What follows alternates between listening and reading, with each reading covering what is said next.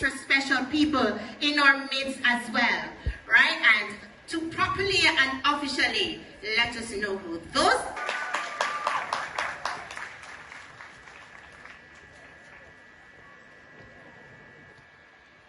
Let me say thank you to our. Make sure you see, take the seat beside you. So there are still things that we need, and I'm going to mention one of them publicly because the last time I did, I got a response within 24 hours.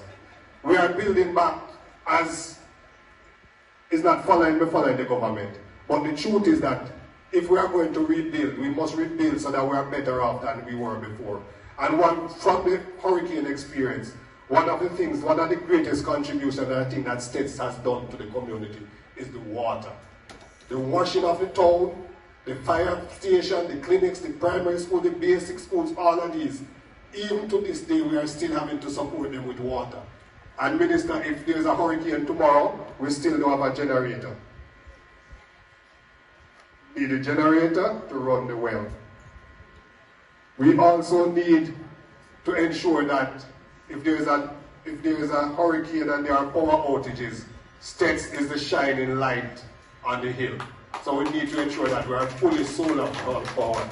An incident just about 5 weeks ago on the campus. And that incident was something that we do not ever want to see happening here again. And in the presence of the minister and the board chairman, I'm going to make it public. So I hope it never happens that your child is involved in anything like this. But I want to, first of all, since as your child will not be involved in incidents like this, I want to assure you as parents that our goal, our mandate, we are insistent that Steths must be a safe place for every single person who walks through this gate. Anyone who jeopardizes the safety of any other member on this campus will not be welcome here. And so in the presence of the minister, there's a recourse for parents and students who are excluded from school. So if I'm wrong, the minister can correct me. But if your children is unwilling or unable to comply with the requirements of this school, the standards that we have tried to build and uphold, they are not going to be welcome here. And yes, parents, yes, minister, we are a school that is supposed to teach. Right? We are supposed to teach, and we are supposed to teaching and learning means that there should be a change in behavior. And so we are not abdicating ourselves of the responsibility to ensure that students who don't know how to behave, learn to behave. We're not taking away the responsibility from ourselves. But we believe that as a school, we do the things that are necessary to teach students. And where they fail to learn, there's a prominent school in Montego Bay whose motto is learn or leave. Learn or leave. As simple as that. And so parents, two things. I want to reassure you that we will continue to make Steths a safe place for your child. We will continue to make you proud of the uniform that your child wears. And secondly, those who cannot live up to the standards we expect of them will be uncomfortable here or will not be here any at all. You agree, graduates? Yes.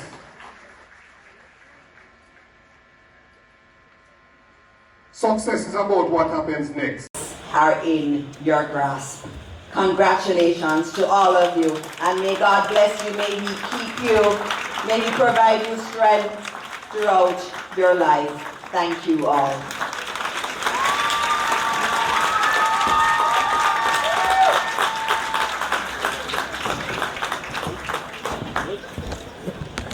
And it smelled very good.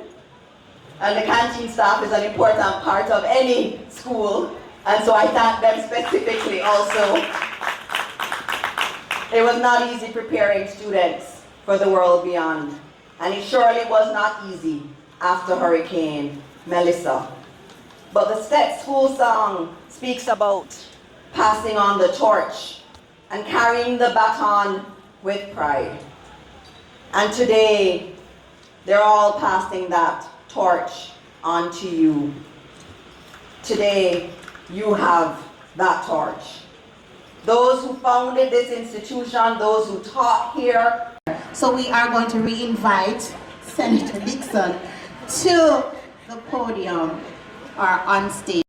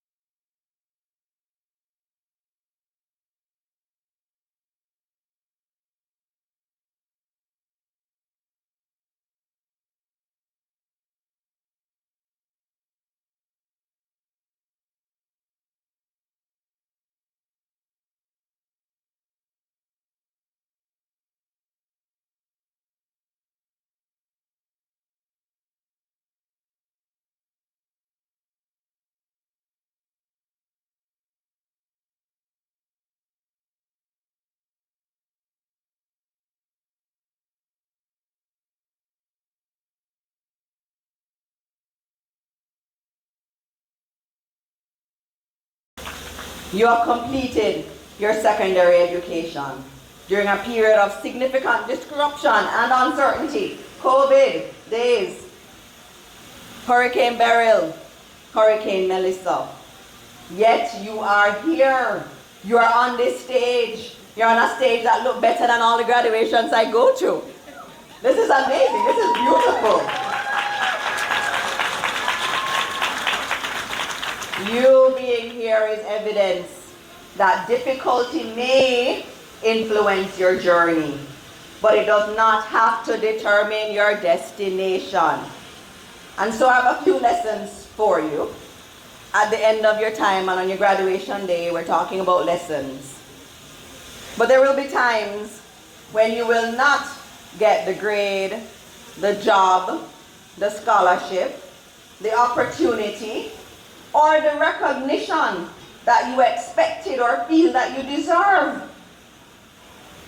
Disappointments will come, and a disappointment is just an event. Look around your school. Melissa tore through the infrastructure here, but we're rebuilding, and we're rebuilding better. Before I came here, I asked the team for a brief from the project manager about the work that's being done here, because I wanted to know what was being done, how things were being done differently. Because our goal in the Ministry of Education is not simply to put back what was there, but to make it better. The government, your government, it's your taxpayers' money. Your parents have spent this money.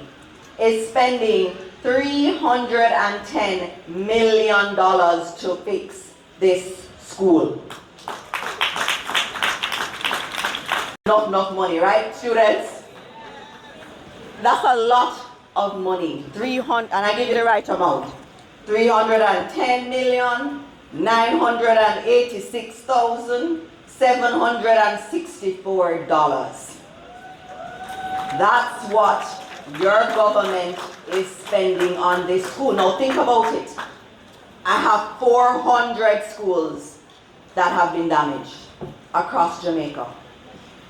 And all of them you're trying to build back at the same time. You know that's a very difficult feat, parents and students. It's very hard. Some are going faster than others. Some are going slower than I want. There are some of them where they've been having trouble with workers, and you can see it. When the school is being repaired at the same time as houses and businesses are being repaired. There's some equipment shortage that some of the contractors have told us about. It is difficult, but the government has committed billions of dollars to rebuilding our schools, and Steths gets one of the biggest numbers in that $310 million that's been allocated to this school. So what does $310 million get you? Quite a bit. So the male and female dormitories have been redesigned with reinforced concrete roof slabs and the introduction of supporting columns to provide increased structural stability. It's all about rebuilding better. The damaged teacher's cottage is being outfitted with standing seam, and so will the principal's cottage. The grade 11 block features reinforced purlins beneath the proposed 24-gauge industrial sheeting. And they're going to be doing further work to ensure that we have resilience against extreme weather events. We're also reinforcing the remaining buildings and providing greater strength and resilience there. We're also being told we'll strengthen the plant's ability to withstand strong winds. You're right there on the mountain. When you're coming down, you see the beautiful Steths as you're coming into Santa Cruz. It's a very beautiful site you're on, but it leaves you exposed to winds and heavy rainfall and other environmental stresses. So our goal is to improve the overall durability and longevity of the facilities. And so especially to our reps and especially for the alums, I want you to tell them, and I thank the Alumni Association for the work that they have done, but please tell them the government has put a lot of money into this school because we believe in this institution. So students, similar to what we are doing to strengthen the infrastructure, I want you to build that same internal resilience in yourself. I told you you're going to have setbacks. Many will come at you, but you will always bounce back. And I always tell this story at graduations. You know, some of you know what you want to do. Some of you aren't so sure. I was pretty sure I knew what I wanted to do. I was very, very sure. I wanted to be a foreign service officer. And I went to university, and I studied, and I did very, very well. And then I did a master's degree. And while I was doing a master's degree, I was a teacher at high school. And I did well there. And I went and I did the foreign service exam. You have to do an exam to be a foreign service officer, you know, to work in the Ministry of Foreign Affairs. I did the exam. And guess what happened? Silence, just like you know. Nobody called me. Nobody sent an email. Email was in the early days, those days. But nobody called for months. And then they called after many months, and I'm there thinking they're not going to come. And during that time, I started to apply for scholarships abroad because they're not calling me. This is the job I wanted. I worked hard for it. I went to school and I worked hard. My family sacrificed a lot for me, and they're not calling me. And then I applied. I started to do interviews for scholarships overseas. And then I got a call that you have an interview for the Foreign Service Officer because you did well on the Foreign Service exam. And I was happy. And I went and I did the interview with a whole heap of people questioning me. And I thought it went well. And then what happened? Silence. Nobody called me. And I was getting all despondent, but I had a good grandmother. And she said to me, Dana, it's okay. Just pray. God will take you through. Of course, you know, I'm thinking, I'm rolling my eyes at my grandmother. But she was right. God is always in control of our lives, even when the bad days come. And so there was silence. And I went and I did an interview for a Fulbright scholarship. Really wanted to be foreign service exam, but this was my backup. And then I got a call a few weeks later that said, you are going to be the 2004 Fulbright scholar. You're going to America to do your PhD on a full scholarship. That wasn't what I was praying to God for. And I was all depressed, and my grandmother is saying God is working it out. But he was working it out. And I think it was a few days after I heard that I got the Fulbright scholarship that my phone rang. And it was the Minister of Foreign Affairs saying, congratulations, you're now a Foreign Service Officer. And I had to say to them, I'm sorry, I'm going to do something very different. But God had his plan. And I say that to you because there are going to be days when you think you deserve something, and you worked hard for it, and you don't get it. There are going to be many of those days in your life. But you have to be resilient. You have to be resilient. You have to keep going forward. And knowing that even if a door closes in front of you, it's not that you're just bad looking. It could just be God saying that's not the right door for you. There are going to be days like that, and I want you to always remember Mr. Wellington. After the hurricane, seeing the devastation here, he didn't just throw up his hands. He said, we're going to get through this, and God's going to help me through this, and people are going to show up and help. And they did show up and help. That's what resilience is about. Knowing that life's not easy. It's not going to be easy. But you got an opportunity many don't get, which is go to the great Steths. Steths is like no other institution. It's like no other institution. And that's why, Principal, you mentioned some of the issues in safety and violence here. And parents, I need you to support the school administration, like the Ministry of Education will be supporting the school in saying we have a zero tolerance for violence. There is no room for violence in an institution like this, or any institution. And so I support the school administration in doing what they have to do, in making difficult choices, because we have to maintain the standards at this university. University of life, right? Students, I want to talk a little bit about technical and vocational areas, and Mr. Wellington will tell me I'm over my time. No, you're welcome to stay. Oh, I can stay all day. But I have other graduations to go to today. So I won't stay all day, but I want to talk about technical and vocational areas, since I'm one of the examples that we use around Jamaica in terms of what good technical high schools should look like. Never ever allow anyone to convince you that practical or technical education is inferior. Jamaica needs you, the graduates of Steths. Jamaica needs skilled builders. We need electricians, we need welders, we need plumbers, we need mechanics, we need technicians, we need engineers, we need agricultural specialists, we need hospitality professionals and digital creators. We need all of those areas. And the ministry is committed to strengthening technical and vocational education.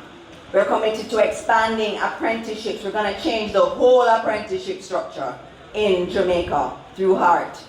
We're improving the connection between education, industry, certification, entrepreneurship, and employment. So simply put, the government is here to support you. The ministry has scholarships open.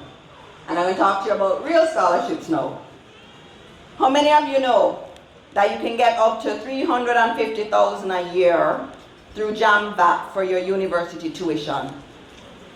Don't look like you know about JAMVAT, parents. They don't know what's going on. That is available to you right now. For those of you who have your phone, if you look on your phone, you go to Google, and you Google Ministry of Education Scholarship. That link should be right at the top. There's support there. And in that program, you get $350,000, and in exchange, you do community service.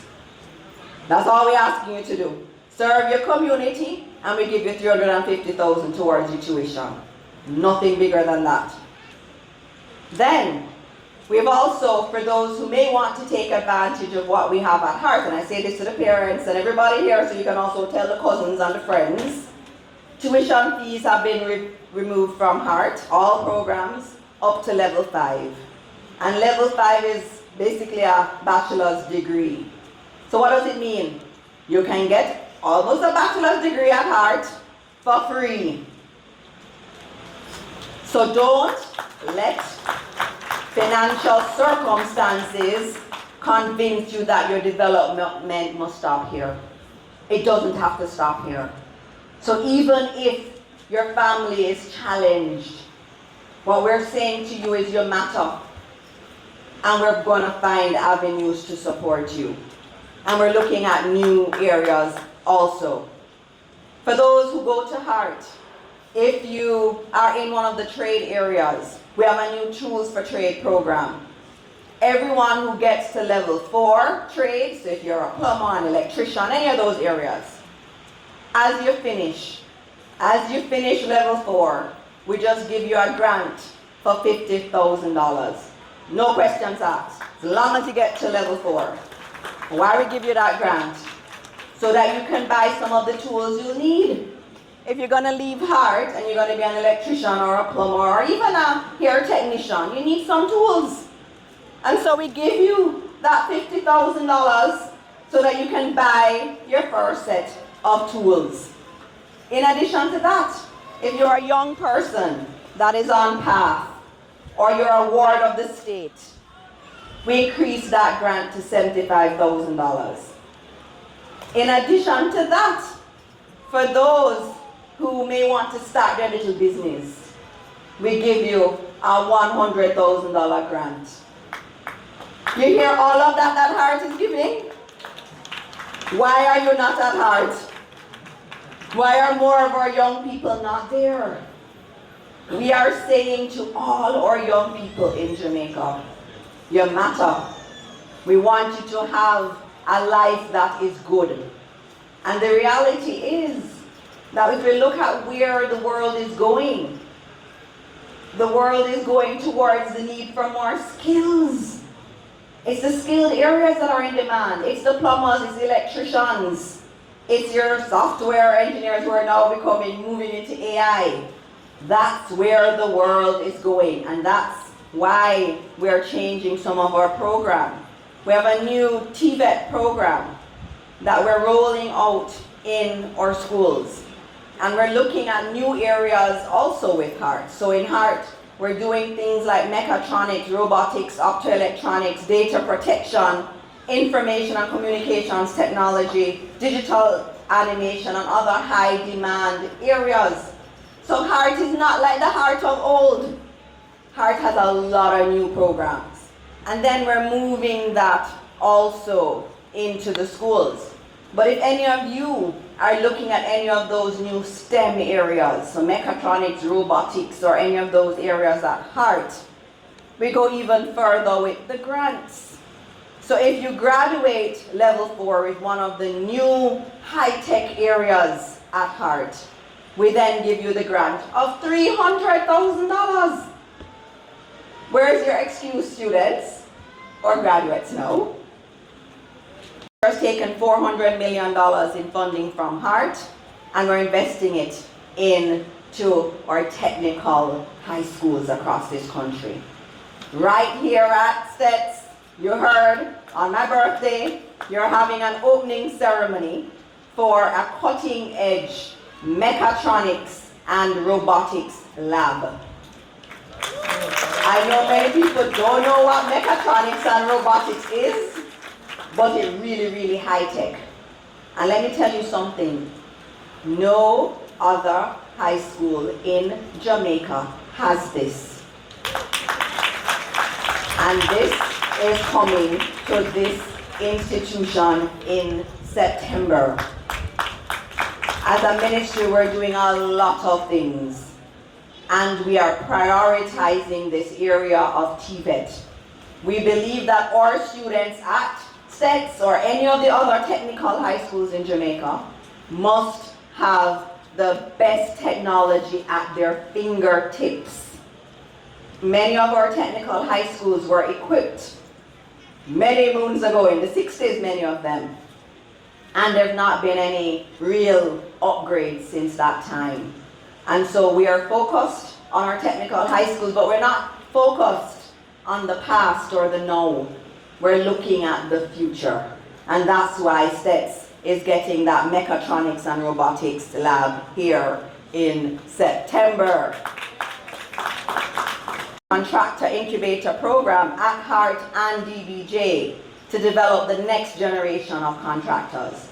That's very, very important. You see, I told you about the repairs being done here, and I told you about 400 being done at the same time.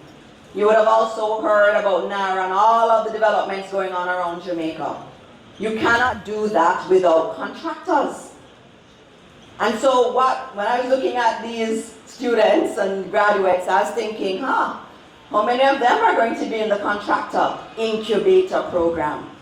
Because this is about creating the next generation of contractors who are going to build schools, build our hospitals, build new housing developments. There are not enough of them in Jamaica. And so we understand that through HEART and DBJ, we have to provide funding for young people who want to go into contractor services. And so we're doing that there. And so what I say to the young people who are here is that there are a lot of opportunities there. There are lots, and I could go much further into other things that are available. But I want you to think big. You cannot be thinking small and come from Steths. Come on. Steths is not a small thinking place. As a graduate of this institution, what it means is that you walk around life, wherever in the world you go, you stand with your head tall. Yes. You stand with your head tall because you came to this institution. This is not an ordinary institution. This is an institution. When you look at the persons who come through here, they are leaders in this world. And you have to see yourself today as a leader. That is what you are. You're leading here as a leader. And I want you to also remember that you don't end up at Steths by accident. You'd have worked hard. Your parents would have worked hard. I know some of the parents, you have to save the money for the lunch money, to buy the uniforms, to do everything for them. It was sacrifice. It means that you're here because God chose you to be here.